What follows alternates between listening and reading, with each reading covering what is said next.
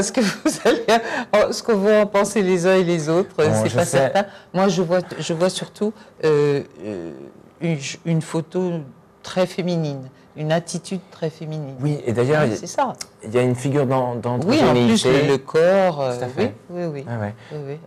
Il y a plein de lectures différentes. Et puis sur la couverture, on a votre œil. Je ne crois pas me tromper en disant que c'est votre œil. C'est mon œil. C'est votre œil. C'est mon œil avec mes sourcils.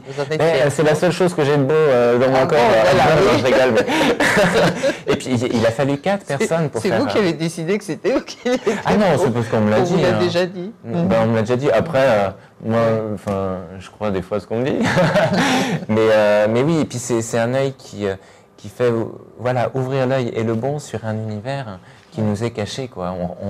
On met l'œil dans le trou de la serrure, dans l'antre de l'araignée pour voir un petit peu ce qu'est un regard sur l'homosexualité.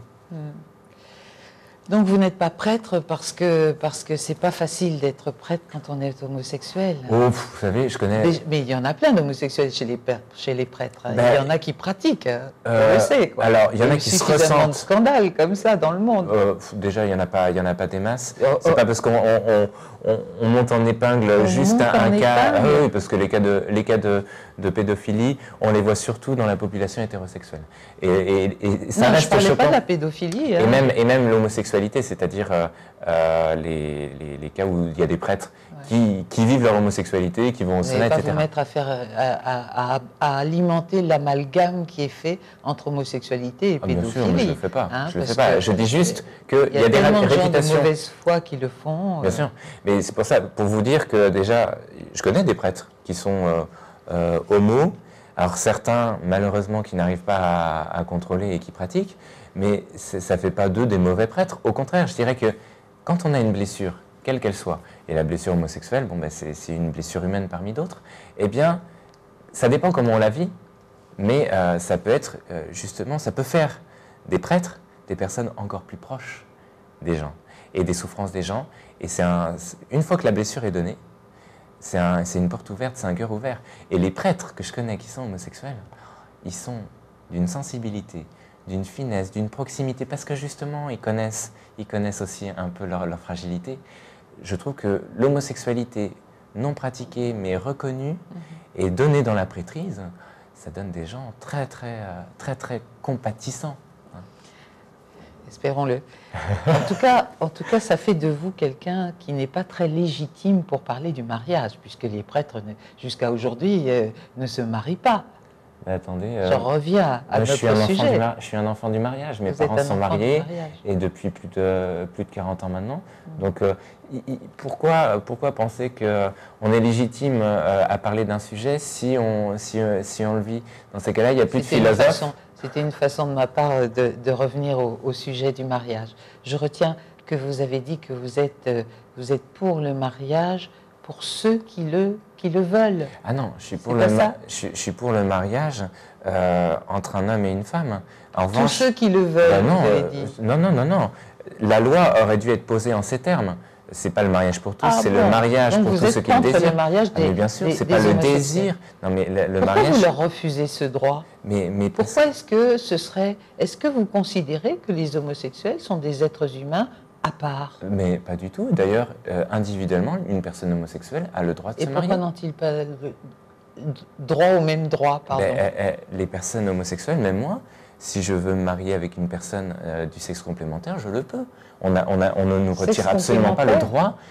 Mais bien sûr, on n'a pas moins de droits que les autres. Attendez, il ne s'agit pas de ça. Vous ne faites pas comme si vous ne compreniez pas ce que je vous dis. Mais c'est le couple homosexuel qui n'a pas ce droit-là. Mais là, pourquoi les homosexuels n'auraient-ils pas le droit de deux personnes qui s'aiment, on va dire, simplement parce que depuis quelques décennies, les gens se marient parce qu'ils s'aiment et qu'ils ont envie de construire quelque chose ensemble, de vivre ensemble et de fonder éventuellement une famille s'ils le peuvent. Oui. Pourquoi ce serait refusé à deux personnes de même sexe? Bon, déjà, on voit que c'est pas refusé, mais qu'en plus, pourquoi ce serait C'est pour ça que j'ai mis un conditionnel. Pourquoi ce serait refusé? Il y a beaucoup de nations qui le refusent parce qu'en fait, elles voient que la réalité du mariage, qui est fondée par la différence des sexes, qui fonde la différence des sexes, et puis parfois, si c'est donné qui ouvre à la procréation, eh bien, elle ne correspond pas à la réalité de couple homosexuel. Donc, on fait jouer au couple homosexuel un sketch ou une fiction amoureuse et anthropologique que elle pourra pas vivre. Ils choisissent de le vivre. Ils adoptent des enfants. Mais c'est pas pour ça. Personnellement, je connais des enfants qui ont été adoptés et je suis ravie de voir que ces enfants-là, qui n'avaient pas de parents, en ont maintenant et sont heureux. Ça n'enlève pas les capacités qu'un couple homosexuel peut avoir à bien élever un enfant, mais il ne sera jamais le géniteur. Et là, la loi va dire que les éducateurs sont géniteurs.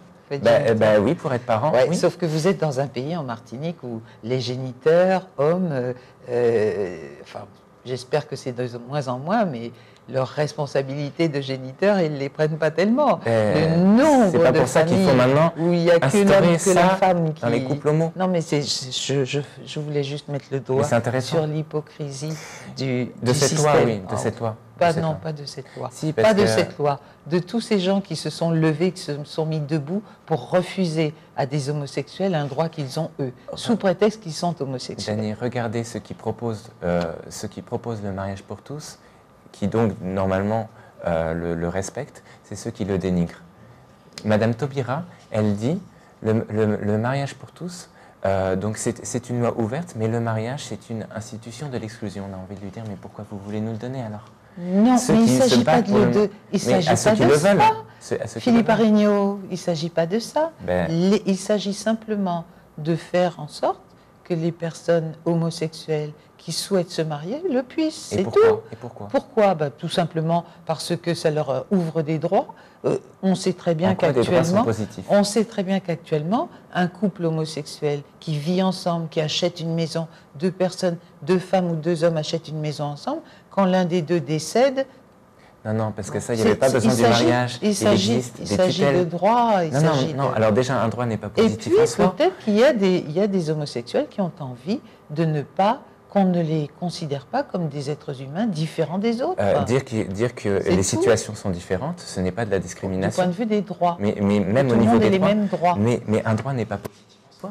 Si moi, Dany, je vous donne le droit de voler parce que vous avez toujours désiré voler, avec certificat et tampon de François Hollande. Ça n'a rien à voir. Mais non, parce que vous allez partir dans les airs. Ça n'a rien à voir. Si, parce qu'un droit n'est pas positif en soi. Il n'est positif que s'il s'adapte, pas du tout. Un droit n'est positif que s'il s'adapte à la réalité de la personne à qui il est donné. Vous avez coupé là, c'est dommage. Non, il nous reste encore à peu près 4 minutes. Et d'ailleurs, ces 4 minutes, je vais vous les laisser pour que vous disiez ce que vous avez envie de dire. Comme ça, là, vous voulez pas à froid, je sais pas, vous n'avez pas une petite question J'arrête pas de vous poser des questions, j'arrête pas de vous dire des choses, vous n'êtes pas d'accord. Non, mais en plus, moi je suis d'accord avec plein de choses. Sur l'hypocrisie, par exemple, de certains qui s'opposent à ce projet de loi-là et qui en fait, eux-mêmes, chez eux, ne sont pas des modèles. Oui. Mais en revanche, ceux qui ne sont pas des modèles, ils sont plus pro-mariage pour tous que anti-mariage pour tous. C'est ça que moi je veux vous dire, Dany. Oh, quand même, quel dommage. C'est vrai que c'est dommage parce qu'on voit que ceux qui défendent le mariage pour tous ne le vivent pas et en plus se trompent à gogo et sont... Justement, nous on les croirait, nous personnes homosexuelles, s'ils le vivaient un minimum. Et là, en fait, et François Hollande et Madame Taubira et tous ces ministres qui veulent nous donner le droit au mariage sont ceux qui méprisent le mariage. Donc, écoutez-les parler du mariage. Ils méprisent le mariage, ils n'ont pas envie de se marier. François Hollande, il n'est pas marié. Pourquoi ils veulent nous donner la possibilité de nous marier si eux-mêmes trouvent que c'est un carcan? Parce que vous êtes des êtres humains comme les autres. Oui, ils veulent nous donner le carcan qu'eux ne veulent pas. Vous avez écrit à la page 62 de votre livre, la Gay Pride, parlons de la Gay Pride, ce superbe défilé des homosexuels, ce carnaval qui a lieu dans plein de pays du monde. Il y a des pays où c'est interdit. La Gay Pride, c'est quand même utile pour faire progresser nos droits et nous faire connaître.